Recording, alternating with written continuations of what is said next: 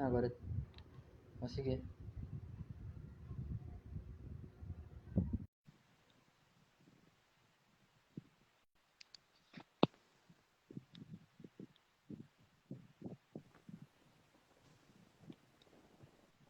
Oi, oi. Boa noite. Oi, boa noite. Tudo bem? Tudo jóia? Tá bom assim a câmera? Tá bom, tá bom. Então, vamos esperar as Oi, pessoas entrarem. pessoal.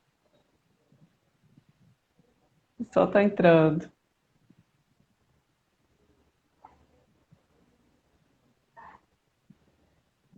A Dani, minha amiga de São Paulo. Obrigada, Carla. Oh, Fabi, do Espírito Santo. Que bonitinhos.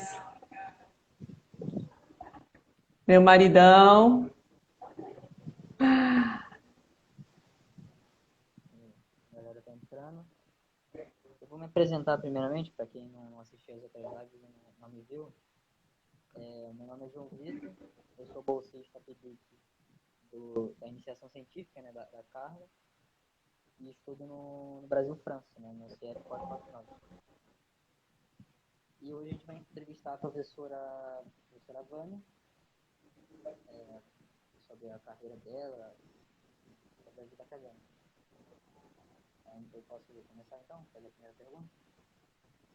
Ou esperar um pouco mais de perguntar?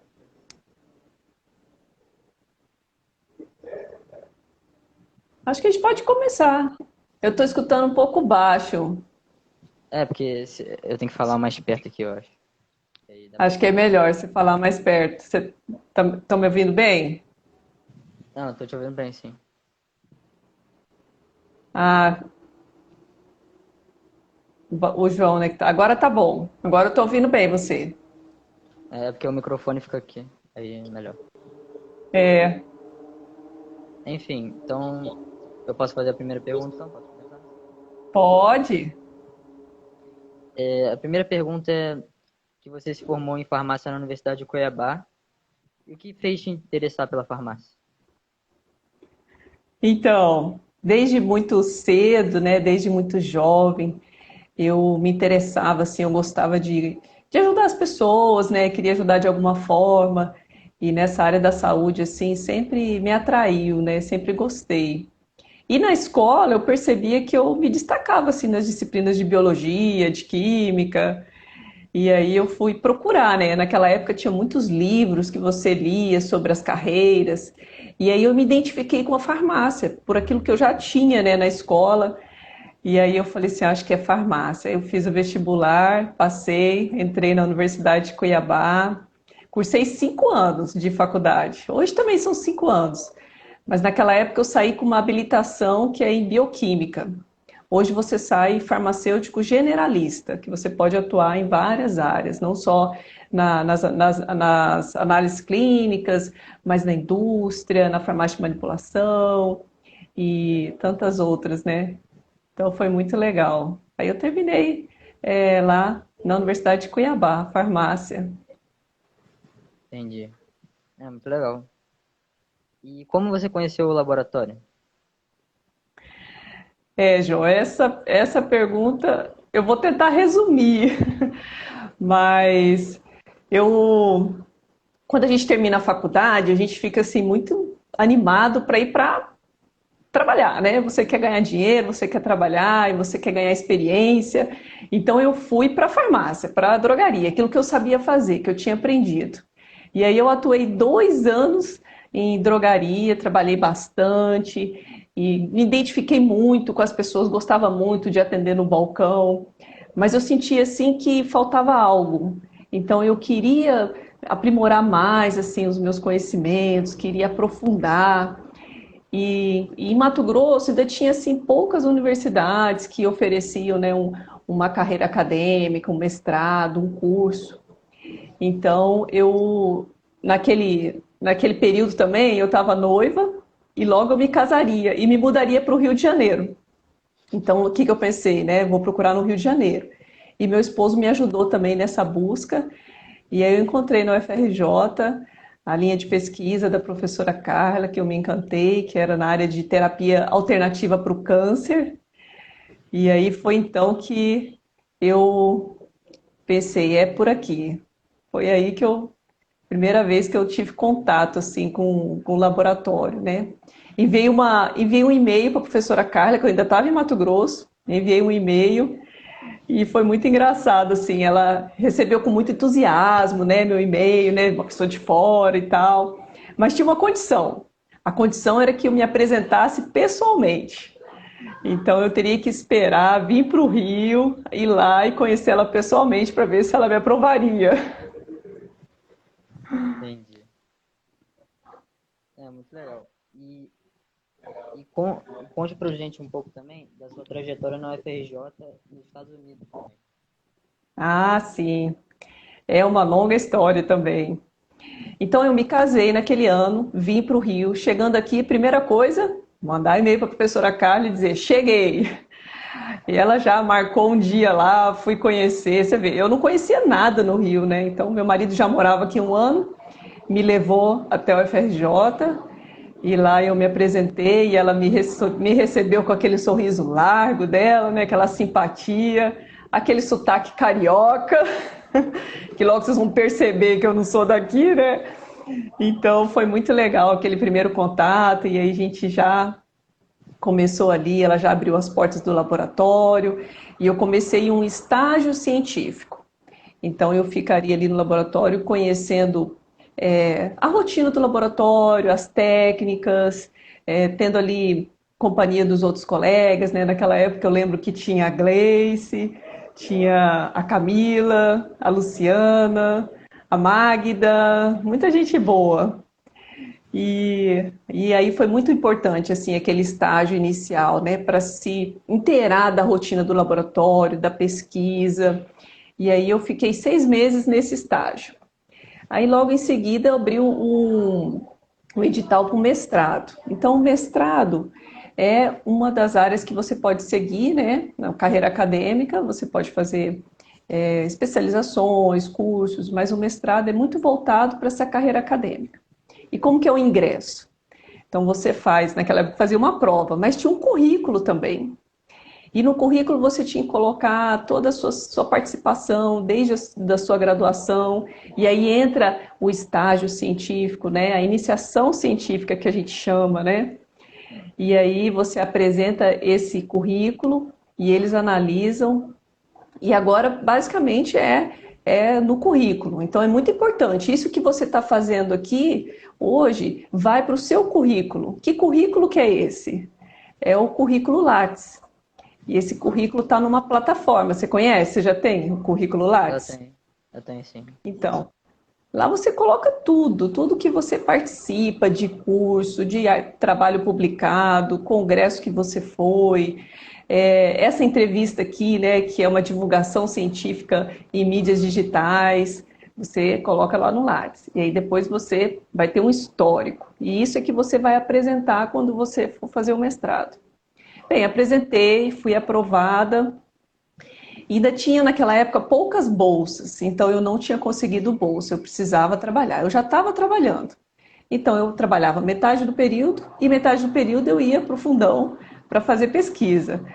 E a minha linha de pesquisa era terapia alternativa para o câncer. E a gente usava a corrente elétrica, que chama eletroterapia, associada a nanopartículas de ácidos aminados, visando a morte tumoral.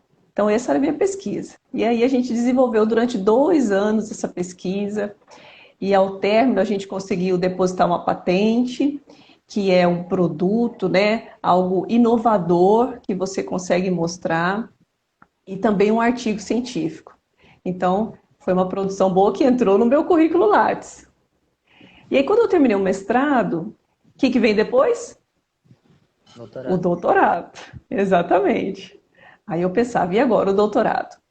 E na farmácia, aquele ano, tinha o programa tinha recém oferecido o doutorado. Então, tinham também poucas bolsas. Se não me engano, acho que tinha uma bolsa e a gente só ficou sabendo depois.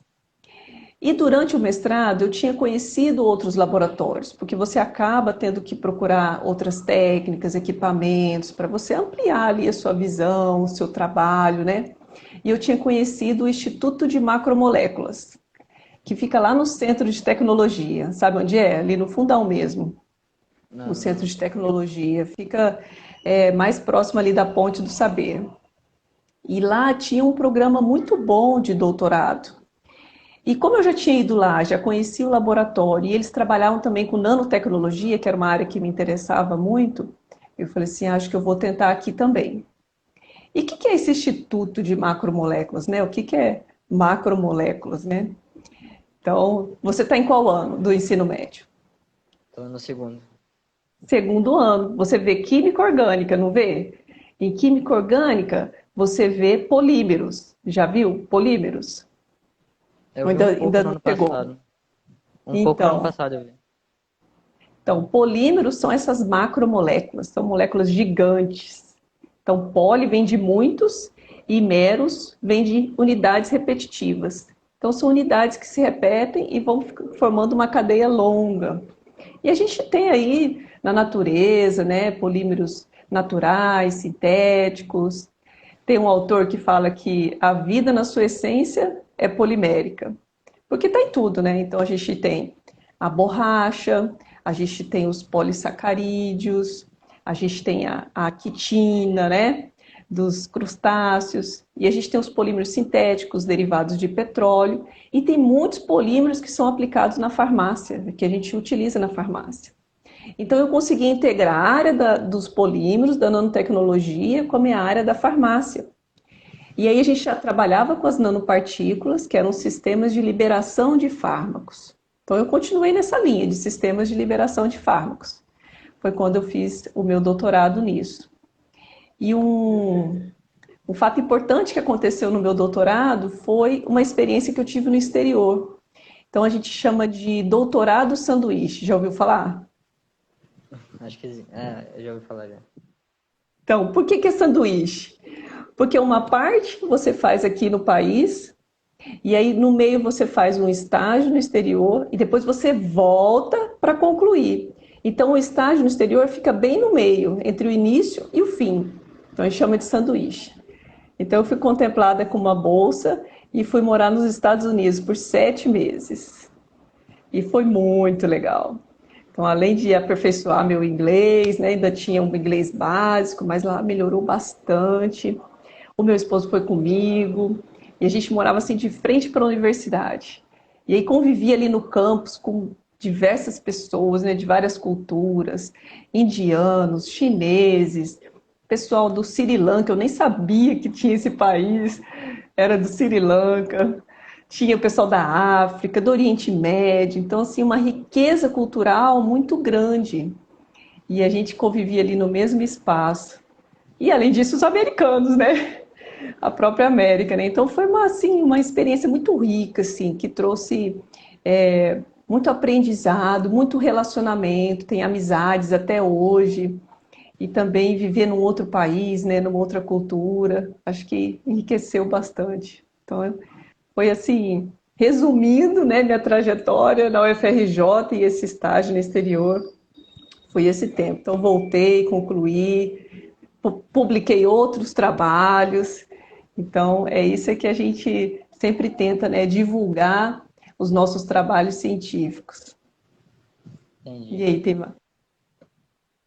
Então, a última pergunta que eu vou te fazer. A pandemia do Covid, né, pegou a gente surpresa. A gente teve que mudar a nossa rotina. Quais impactos a pandemia teve na sua vida profissional?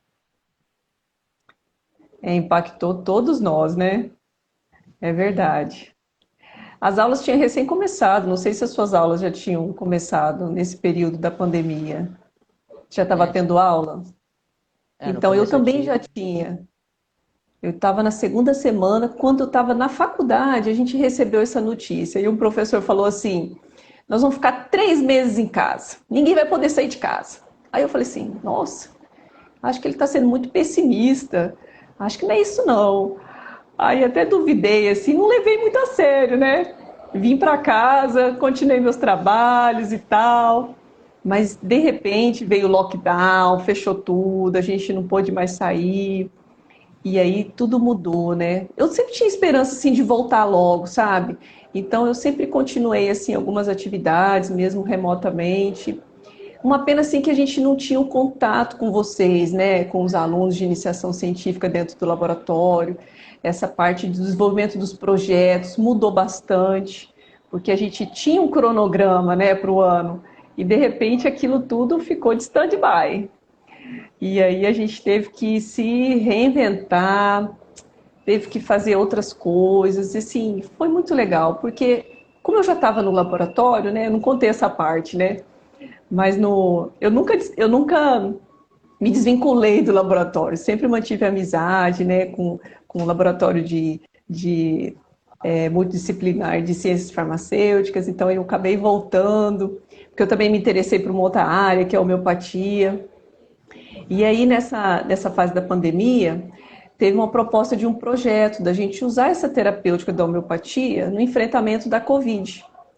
Então, isso aí abriu uma oportunidade para a gente atuar.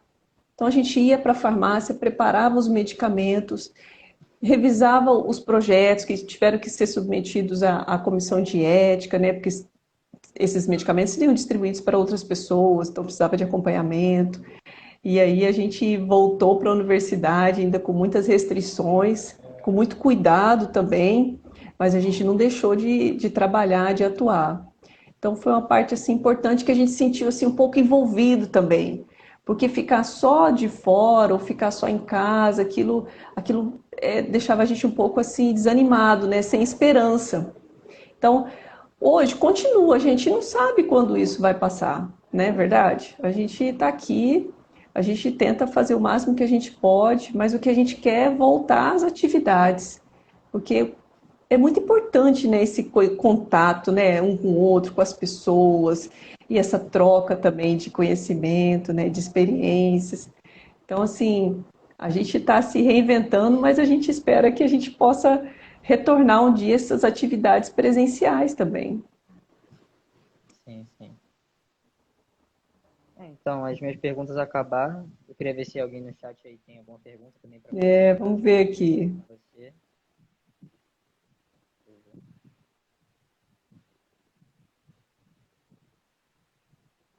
Obrigado, gente. Hoje, João, eu sou professora lá na Universidade Estadual da Zona Oeste, em Campo Grande. Então, na UFRJ, estou como colaboradora, trabalho nos projetos, oriento alunos e também dou aula. A Carla está perguntando aqui, como que você se interessou pela homeopatia? Qual que é a sua mensagem aos estudantes, Adriana? Então, eu fui descobrir depois que o meu bisavô era homeopata. E meu pai tinha usado homeopatia na infância também. Mas quando eu cheguei no laboratório da Carla, que eu vi todo mundo trabalhando com homeopatia, e aqueles trabalhos ricos, né, de elucidar os mecanismos, né, como que a célula reage e tal. Então aquilo me encantava também, porque a gente via a resposta clínica, mas a gente tinha essa questão ainda, esses desafios, a gente ainda tem, né, os desafios, né, dentro da pesquisa em homeopatia. E aquilo me interessou muito, porque eu gosto de desafios. Então, depois que eu terminei o doutorado, que eu tive mais tempo, aí eu fui estudar homeopatia. Então, fiz o curso lá no Instituto Hahnemanniano, conheci outras pessoas, outros profissionais, foi muito bom também. E hoje eu trabalho também nessa linha de pesquisas da homeopatia. Entendi. O que mais aqui? Aqui é Dani. A homeopatia pode auxiliar no tratamento da Covid? Pode. A homeopatia, ela melhora a sua imunidade, ela trabalha a sua imunidade. Então, você vai fortalecer o seu organismo, porque a gente não vai, ela não vai impedir você de ter contato com o vírus, né? Se você for exposto ao vírus, você vai se contaminar. Mas se seu organismo estiver saudável, né, preparado, ele vai combater melhor essa infecção. Então, a homeopatia ajuda nesse sentido. Então, a mensagem que eu deixo, né, que a Adriana perguntou, que é uma mensagem que você deixa para os estudantes? Então, a gente falando desse tema, né, da trajetória acadêmica, e eu deixo assim que o que, que pode mudar a nossa vida, né, a nossa história. Então, passa muito pelas escolhas que você faz na vida. E uma escolha importante é o estudo, né? Então, você se dedicar. Enquanto você pode se dedicar, você se dedica. Então, quando eu entrei no mestrado, eu tinha que trabalhar, né? Um ano eu trabalhei e não contei, né? Depois eu consegui uma bolsa. E aí eu parei de trabalhar e me dediquei integralmente. Todas as vezes que eu posso me dedicar integralmente ao estudo, eu me dedico, porque vai valer a pena. Isso vai trazer frutos, né, no futuro. Então é isso que eu deixo de mensagem para vocês. Ah, aqui, ó. Conta a sua experiência quando o Carlos contaminou e não você. Então, a gente teve vários, assim, testemunhos, né? Pessoas que tomaram homeopatia, mas em casa mesmo, a gente tomou homeopatia e o meu esposo contraiu a doença, né? Foi infectado pela Covid, ficou em casa e nesses dias eu fiquei com ele todo o tempo. E ele desenvolveu toda a doença, todos os estágios não, mas ele teve os sintomas. E durante todo esse tempo eu não tive sintoma algum. Eu fiz o teste também, deu negativo. Então, mesmo assim, convivendo dentro de casa, dormindo junto, comendo junto, o mais provável era que eu me contaminasse, não é? E que eu também tivesse os sintomas. Mas, graças a Deus, passei tranquilamente. E a gente ouviu essa história também de outras pessoas, que foi muito interessante, né? Então, quer dizer, aquela pesquisa lá atrás rendeu também muitos frutos. Foi muito bom. É muito legal isso. É, Ó, a Carolina também perguntou: você continua trabalhando com nanotecnologia? Porque também é uma área sim, apaixonante. sim, gosto muito. Continuo trabalhando com a nanotecnologia. Me encantei desde o início, desde o mestrado. Então, a gente trabalhou com nanopartículas, depois a gente trabalhou com nanoemulsões e hoje a gente tenta produzir essas nanoestruturas, né, que a gente não consegue ver a olho nu. Só no microscópio, ainda microscópio assim, high-tech, né? Tem que ser eletrônico e tudo, para você ver estruturas aí em torno de 30 nanômetros, de 100 nanômetros. Então é muito interessante. Lá dentro dessa estruturazinha é que a gente coloca o fármaco.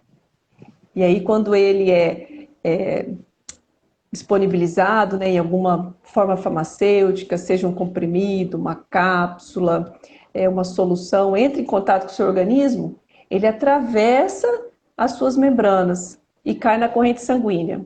E aí ele vai encontrar o seu local de ação.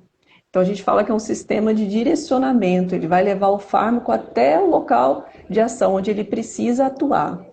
Então, a nanotecnologia também ainda é muito explorada, né? A gente ainda tem um campo aí muito grande de pesquisa, de atuação, de coisas para desvendar. Muito obrigado, gente. Tivemos que nos reinventar.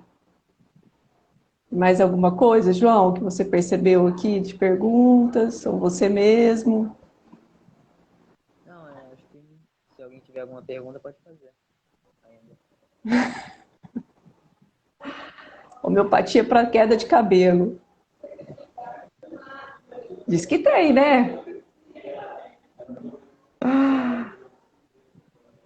Tem um médico que uma vez ele falou que tem, que ele indicou um medicamento, inclusive é de uma planta que cresce muito, né? O que a pessoa que tem uma queda de cabelo precisa? Precisa que o cabelo cresça.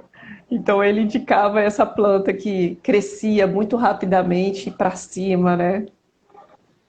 Então é bem interessante, né? A homeopatia que trabalha nessas similitudes, né? Essa lei da semelhança.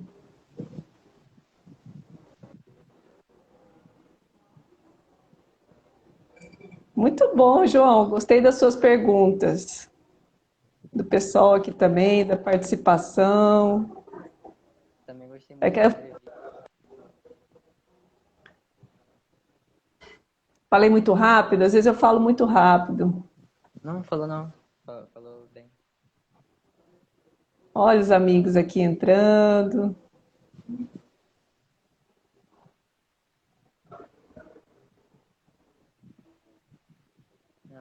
mais nenhuma pergunta, não. Acho que o pessoal já sabe tudo, né, João? De nanotecnologia, homeopatia. É. Mas muitos já me acompanham, muitos já sabem um pouco do que eu faço também, porque eu tento sempre compartilhar, né? Aquilo que a gente gosta de fazer, que a gente ama fazer, a gente compartilha.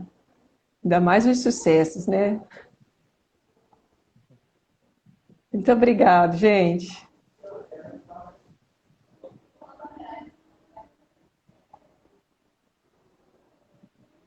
Um abraço para vocês também. Eu acho que então a gente pode encerrar aqui. Tá bom. Muito obrigada, João, por essa oportunidade, pela sua Obrigado também. disposição. Obrigado você aí pela entrevista, por tudo isso. Tá joia. Tchau, tchau. Obrigada. Um abraço, gente.